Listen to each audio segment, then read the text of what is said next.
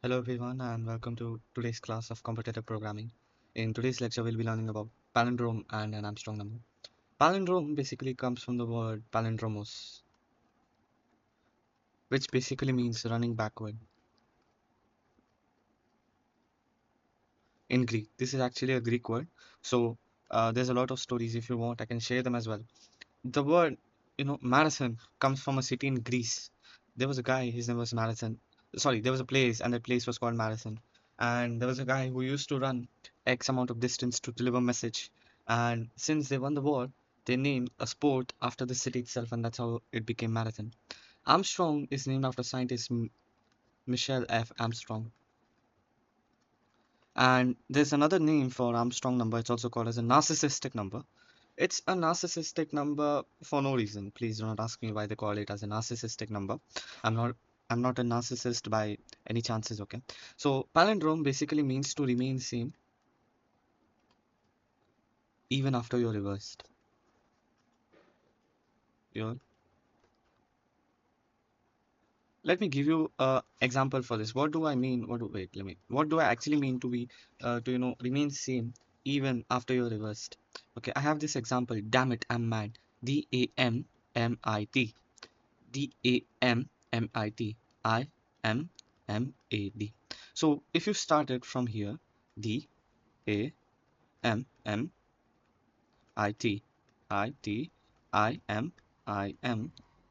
this is M A A T.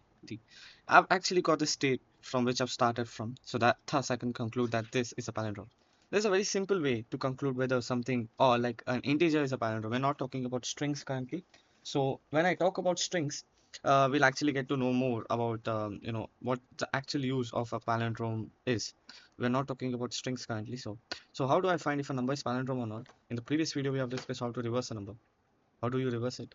Let us write the basic program. You take an int of n, you see in this n, sorry, you actually see in this n, while n should be greater than 0.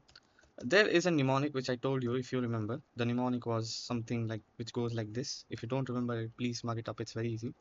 Lf mod 10, comma, rev num times 10 plus lf. This was the mnemonic that you needed to memorize here. So after you've actually memorized that mnemonic, you can actually reverse a number. While this number is always greater than or equal to 0, I've actually explained what is the meaning of LF here, what do we have to do here, what is done this, what is done that. So I don't want to repeat it again and again and again. So while this number is always greater than or equal to 0, I'll take a int LF equal to n mod 10. And here I'll take another integer here called revnum, int revnum equal to 0. Now you might ask, why am I not declaring it here? Why can't I declare revnum here? Well, you can actually watch my video on scopes. Okay. So after this, what I do is revnum equal to revnum times 10 plus lf. And I just go n equal to n by 10, decrementing or decreasing the size of this number by 10. And if it is cout revnum, I should actually get my answer. So it's going to execute. It's going to take some time to compile for the very first time.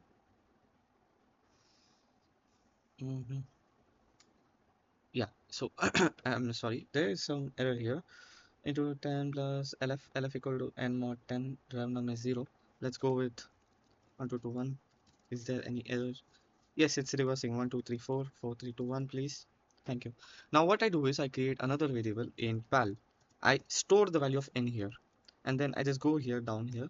I just if condition pal equal to revnum. I can conclude that cout. What do I have to see out? The number is palindrome. Else, cout the number is not a palindrome. Let's run this. The number. Wait, I'll just end line to this. I'll just end line to this and L. The number is actually not a palindrome. 4321 is not a palindrome. And if I go 1221, the number is a palindrome. In fact, it is a palindrome. Now, you might wonder, you can ask me the question, why do I have to declare int pal equal to n and use this here? Well, if you want to use n here, you see the value of n keeps on changing within this loop. Now, let us do an experiment, okay? This is just understanding. This is just for the sake of understanding. I'll just see out, I'll just see out n. Let's see what happens. I'm getting it as 0. The reason I'm getting it, oh, it's giving me that error. Okay. I'm getting it as 0 because in this loop, decreasing the value of n by 10. So if I take 1, 2, 2, 1, at one stage, it's going to become approximately 0. Why is it going to become approximately 0? Is because if you divide 1, 2, 2, 1 by 10, it becomes 122.1, and then it becomes 12.21, then it becomes 1.21, 221, then it becomes 0.221, which is approximately 0 because the integer it rounds off the value to the closest whole number. Okay, so it's 0. That's why I need to declare another integer. I need to declare another variable. Now what happens if I return val? I'm getting 1221 here. That's why I use that. So I hope you understood why am I actually doing it that way. And I'm not doing like I'm not exactly taking the what do you call it n here and here exactly here. Why I'm not taking n here. If you have any doubt also, please do not be afraid to ask me in the comment section below. And coming to Armstrong, this is palindrome. Palindrome, you just reverse a number, and if you check if the number is reversed, it is palindrome. If not, then it's not. Coming to an Armstrong number, also called as a narcissistic number. So you have to check if the sum of numbers, sum of digits, you can say, sum of digits raised to the power of number of digits in a number is equal to the number itself, then I can tell that the number is Armstrong. What do I basically mean by all this gibberish that I've written here? I'll explain it to you. So let's say I have a number 1, 2, 3, 4. The sum of the digits in this number is 1 plus 2 plus 3 plus 4. Now, the number of digits here is 4, so I raised uh, all the sum, individual numbers in the sum by the amount of digits, that is 4, power 4, power 4, power 4, power 4. And if 1, 2, 3, 4 is equal to 1 to power 4 plus 2 to power 4 plus 3 to power 4 plus 2 to 4 to power 4, I can conclude that 1, 2, 3, 4 is Armstrong, but it isn't. That's a different case. I'll explain it again with an example. So as you can see, the individual digits are raised to the power of amount of digits 1, 6, 3, 4. There are 4 digits here. So 1 to power 4 plus 6 to power 4 plus 3 to power 4 plus 4 to power 4. And if the sum of those is equal, then I can tell that the number is Armstrong. Now, what's the procedure to find? Let us not write the proper, let us write a solution, not a proper algorithm. First, I have to count number of digits. Okay. After I've had a count of number of digits, I'll write it better so that you can actually understand that. I'll count number of digits. I'll store it in a variable called d. Then I have to actually separate those numbers and raise them to the amount of digits. That's step number 2. And then I have to add those numbers or digits, you can say. Okay. And after that, there is only one step left. I have to just compare with original number. With original number. Now, these 3 steps here, sorry, 2 steps here, which I've mentioned, these two are called also known as Armstrong sum. So basically, you can count the amount of digits. It's not an easy task. You can do this using a while loop, and you can compare them as well. But calculating the Armstrong sum is a very hectic task. So I'll make it easier for you. How do I calculate the Armstrong sum here? First, I extract all numbers. All numbers. I do it using a modulo operator because how do I do it using a modulo operator is basically, let us take a variable r. I'll store the digits in a variable called d, the digits of the number, individual digits. Okay, I'll store it in a variable called d. I can utilize this d equal to d mod of n. And after I extract all numbers, I add power of digits. Okay, so I can do that using another variable called p equal to p plus, where p star is 0, power of this number raised to the power of digits. What is this PWR? I'll explain it. Okay, and the next step that I have to do is I have to remove the number of digits from n.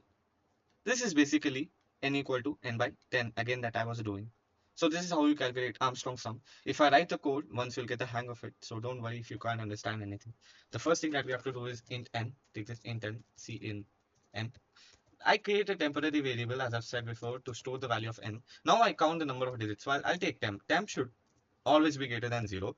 Uh, temp equal to temp by 10. I'll count int digits equal to 0. I'll take int d as well. I'll take int p as well. P is 0 again. P is 0. I'll explain, okay? Int count equal to count plus 1. Let us take c out of count, okay? Have I defined count? No. Int count equal to 0. Execution has begun. Compilation has started. Come on. Yeah, it's giving me the count. It's giving me 3. Just ignore this, whatever is here. So it's giving me the count. I've successfully done the very first step. I'll write the steps again to find an Armstrong number. First, you have to, count. The first step, I'll write it somewhere, here. First step is, no, where can I write it? First step is to count. Second step is to find Armstrong sum. Third step is compare. Okay, that's my thing. And Armstrong sum, again, how do I find it?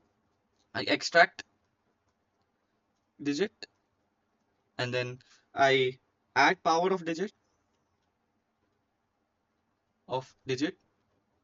and then the next step that I do is remove digit so that it ends at one stage. So my very first step is done. This is done. I've counted. Now the next thing that I have to do is the very difficult, the actual difficult task. I'll make use of n here because it is easier for me when n while n is greater than or equal to 0. Now I'll use the term int d, which I've already d equal to d by 10. By using this, I've extracted this step. I've extracted the digit. This is also done. Add the power of the digit. How do I actually, add the power of the digit is, since now I've extracted the number, I'll make use of an inbuilt function p plus pwr. I can, pow. I can go with pow of this d comma my digit or digits or whatever it may be. You're actually counting the digits here, right? So what you basically do here is power d. So you have this number, right? I have 1 2 3. Okay. uh, and this is actually d equal to n by 10, not d by 10. And here what I'm doing is d equal to n mod 10, right? So I'm extracting this, I'm getting 3 here. So in place of d there is 3. Power function basically, if I write power is x to the power of y. This is basically, it means that, so this is x and this is y always. So d to the power of digits, that's what I basically want here. D is 3.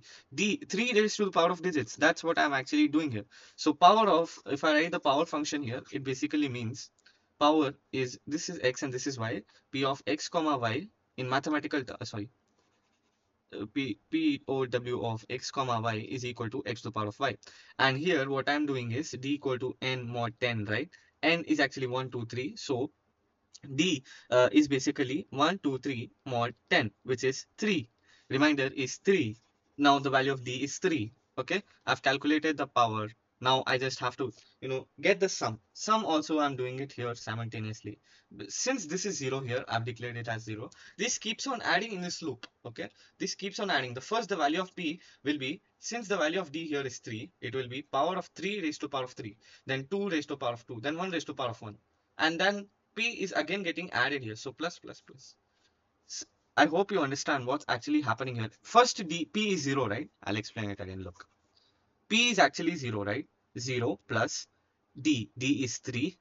How is it 3? N is 1 2 3 mod 10.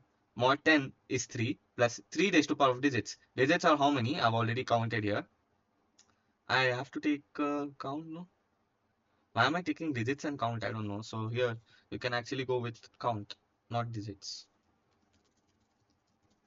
Okay, I'll remove digits. This becomes confusing. Why am I using two variables? Okay, so this becomes plus raised to the power of 3, and then this is my first time. Then second time what basically happens is, unless and until n is greater than 0, here n becomes 12.3, then it becomes 1.23, then it becomes 0.123, which is approximately equal to 0, and it will stop here. Okay, it will stop here. Thus That's how it basically moves on. And if you didn't understand any part of this, please feel free to ask me any doubts in the comment section below. And n equal to n by 10. That's it. And let us check C out. We'll actually, we will see out P sum 36. Let us, oh, scheiße, I've actually erased that as well. But we have done each and every part here. We have added the sum and we have removed the digit using n equal to n by 10. So we have actually done all the three parts apart from comparison. Armstrong sum is actually this bit which you're actually watching here, this much part, this much part. This is actually your Armstrong sum or AS, or you can Armstrong sum, you can tell. This is your Armstrong sum, this very small part. Okay, so that is your Armstrong sum. And let us check, 1 cube plus 2 cube plus 3 cube is actually 36. I can tell that. Now let us make a comparison. The last step is comparison, right? If this we can tell this P which stores the sum is equal to my original number. What was my original number? I'll create another variable int ori is equal to n. If n equal to ori, then I can tell that C out the number is Armstrong, else C out the number is not Armstrong. Okay. Now we'll go to Chrome and we'll take that example. Let us take 1634 and 371. Let us go with 1634. The number is Armstrong. Let us go with 1635. The number is not Armstrong. And then 371. The number is Armstrong, as you can see. So that's how you find the Armstrong number. There are three steps. The first step is counting the number of digits.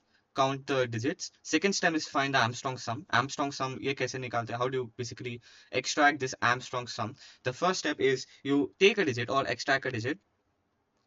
Extract a digit. And then add power of digit. And what is meant by add power of a digit is basically this. Add power of a digit, yani there is a digit, add power to that, and then sum. That's it. Keep doing that sum. That basically means add power to a digit. And then the next step is basically remove the digit. So that the loop doesn't go to infinity. And the very first step, last step is comparison. Compare. Those are the three steps that you have to follow to check if a number is Armstrong or not. And that's about it for today. Thanks for watching. Thank you. Bye.